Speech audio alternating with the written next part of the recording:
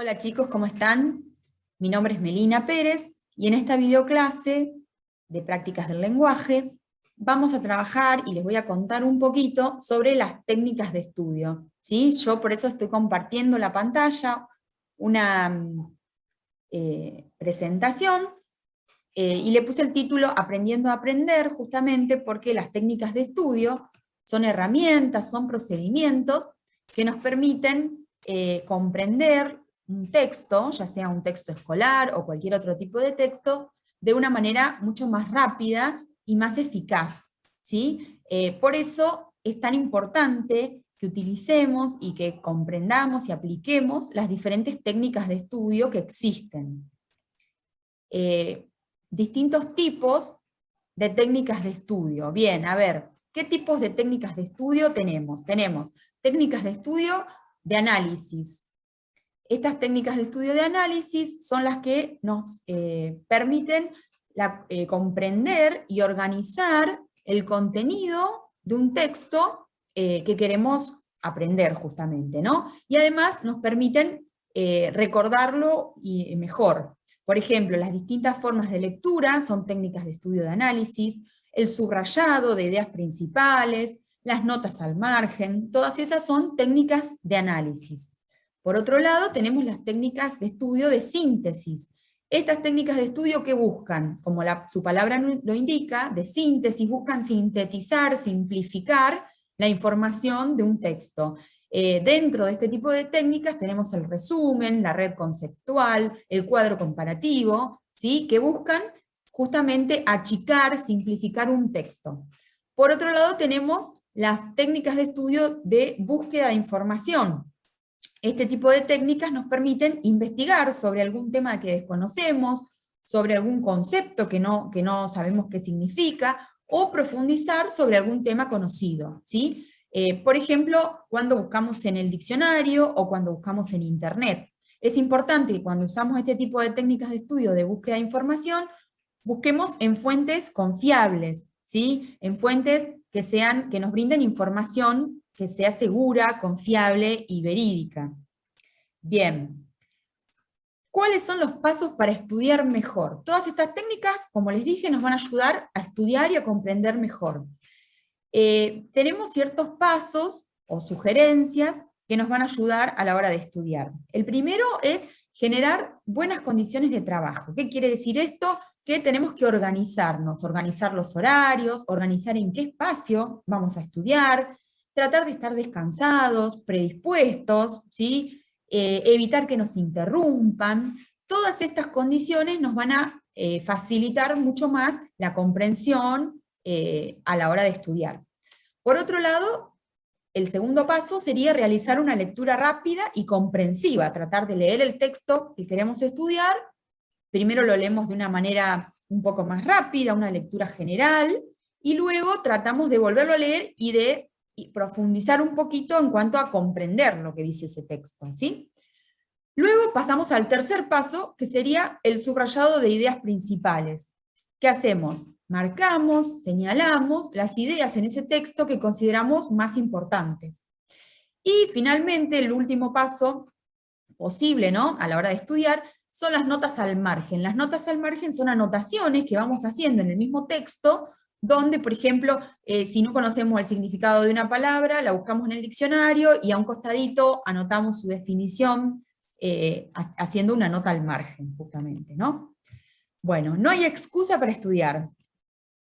Acá vamos a empezar a puntualizar un poquito las diferentes técnicas o las técnicas más utilizadas. Después esto va a depender obviamente de cada uno, de lo que a uno le resulte mejor o que considere que es más apropiado a la hora de estudiar, ¿sí?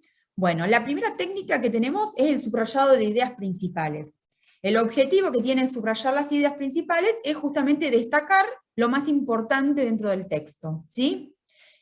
Podemos utilizar distintos colores. Yo acá les puse una imagen de un ejemplo. Podemos subrayar con un color las ideas más importantes, con otro color los ejemplos, con otro color la información que proviene de investigaciones, ¿sí? Cuanto más colores tenga, según los distintos estudios psicológicos, eso nos va a ayudar a memorizar y a comprender mejor el texto. Otra técnica es la de las notas al margen. Justamente es lo que les explicaba recién. Las notas al margen quiere decir que en la misma hoja, donde subrayamos, anotamos en un costadito, por eso se llaman notas al margen, anotamos definiciones, palabras que a lo mejor alguna definición que está explicada de una manera medio compleja, la anotamos con nuestras palabras, la explicación, ¿sí? Todas cosas que nos permitan comprender y recordar mejor la información que queremos tener, ¿no? Acá tienen un ejemplo. Acá hay un texto, y fíjense que está subrayado con color celeste, y en los costaditos, en los márgenes, tiene diferentes anotaciones, ¿sí? Bueno, otra técnica es el resumen. Resumir no es copiar y pegar solamente, sino que para resumir tenemos que leer, comprender el texto y luego elaborar un nuevo texto donde vamos a exponer el contenido de ese otro texto, del texto base, digamos, ¿no? A su vez el resumen tiene que ser un texto breve, no podemos copiar todo el texto original, sino que vamos a sacar, a extraer la información más importante de ese texto. Yo acá les anoté algunos pasos cuando vamos a hacer un resumen. Primero, localizar la información más importante y subrayarla. Luego, transcribir lo que subrayamos de manera prácticamente textual. Y por último, organizar todo eso que transcribimos de manera textual, armando un nuevo texto, que sea un texto propio, y que nos permita después leerlo y comprenderlo mejor, ¿sí? Bueno, otra técnica es la red conceptual. Esta técnica nos permite jerarquizar la información, poner lo más importante arriba, organizarla y relacionar los distintos conceptos centrales que tiene el texto, ¿sí? Vamos a armar como una especie de mapa gráfico del texto, ¿sí?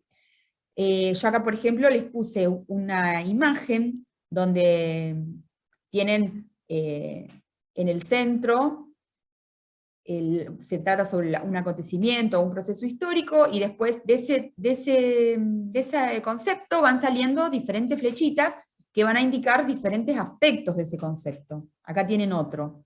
En este caso es una red conceptual sobre comer. Comer, y me explica qué es comer, por qué es importante comer, cuántas veces en el día hay que comer. Ven que las ideas están como relacionadas a través de flechas o de uniones entre sí.